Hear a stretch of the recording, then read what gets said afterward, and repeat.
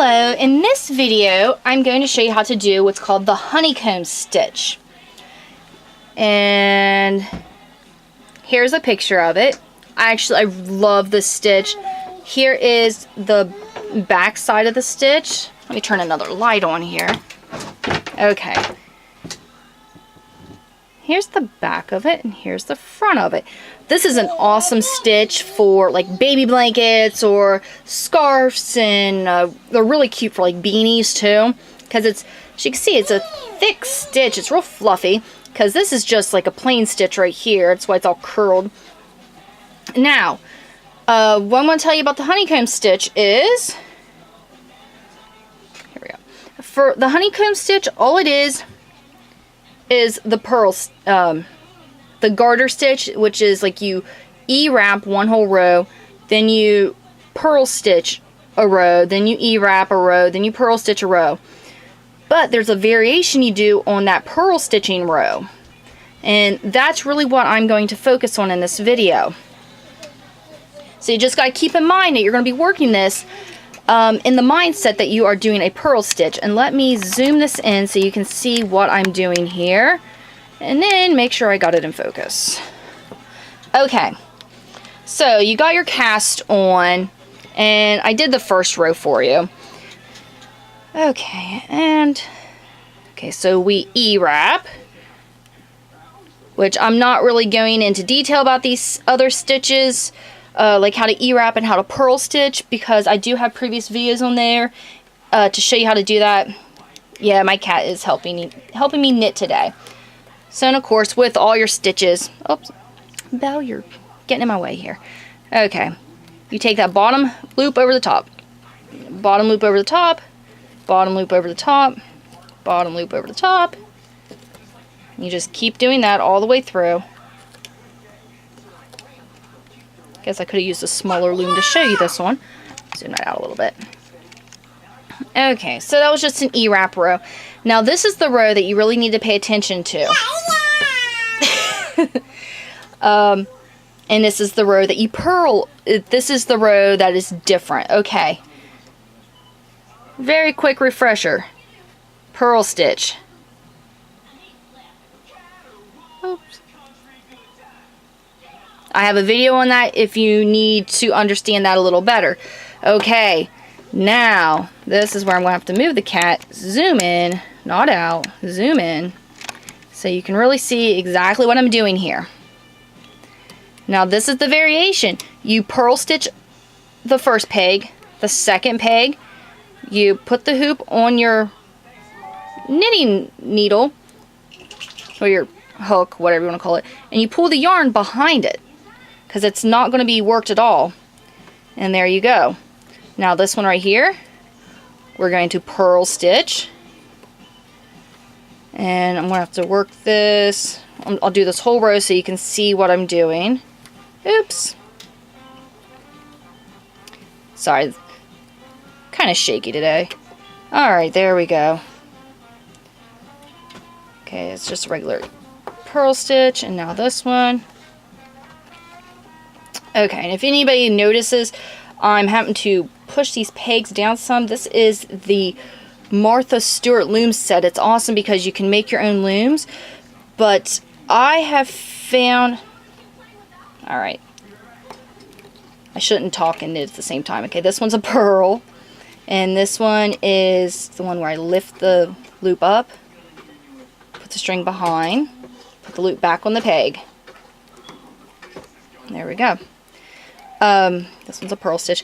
Okay, you'll find that it is, the pegs lots of times will seem like they want to come out. I glued mine in on most of my looms I've made up. This one's just a small one that I just did real quick. Okay, let me scoot out. Alright, so there was that row. I hope I was in my little focus area through the whole thing.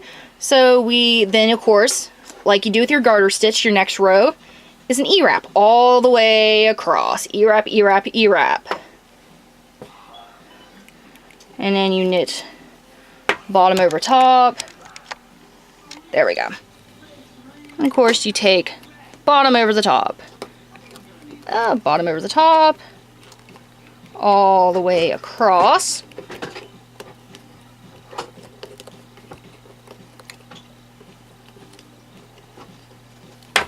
Alright, and now for this row, now if you notice in this stitch, these lines are not the same. So you want to make sure you rotate which pegs you E-wrap, oh sorry, on the row that would be the purl row in the garter stitch. You want to rotate which pegs are purled and which ones are like the skipped pegs with the string behind the peg. There's a name for it. I forget what the actual term is. If I remember it, I'll put it in the description later. So the last row, we ended where it was like skipped, a string was behind it. So this would be purl, skipped, purl, skipped, purl, skipped, purl, skipped, purl. So we started with a purl. So this one is since it's the very last peg, we're just not even going to knit it at all. So we're just going to completely skip it. And this one will be a purl stitch. Okay, and now this one, it was purled last time, but now we're going to skip it. Remember, pull the hoop off, hold the hoop, put the string behind, and put the hoop back on. Okay.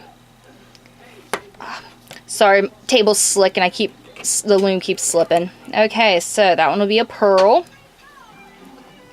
This one again. Take it off. Put it behind. Alright, now I hope I'm not really going to go any farther than that because I think that should explain it enough. You may need to, if you don't know the purl stitch, you may want to review a video on how to do the purl stitch. This is called the honeycomb stitch. And again, the variations between this and what is called the garter stitch is, let's say row 1, you E-wrap. Row 2, you purl. Row 3, you E-wrap. Row 4, you purl. You know, and just repeat rows 1 through 4. That is your garter stitch. With this, row 1, you E-wrap.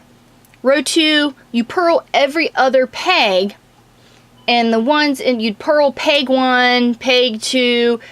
You would take the loop off the peg, put the string behind the peg, and put the loop back on it. And your working yarn is actually coming from behind the peg when you're done with that peg. And then you'd purl, I'll just say skip because you're putting the string behind the peg. Purl, put the string behind the peg, purl. And now, that next row that's going to come is going to be an E-wrap. Now when you get back to doing another purl row, you got to remember, okay, this time it ended with a peg with the string behind it. So this time, it's got to end with a purl. You know, if it's easier for you to remember which way you start, okay, I started purling last time, this time I have to skip that peg. However's best for you, just got to do it because you want this is what putting the yarn behind it's doing. It's causing these little loops that give that texture to it. And it's a very nice texture. So you just got to remember or else these lines will just be in straight rows going through there. That's why you got to do that.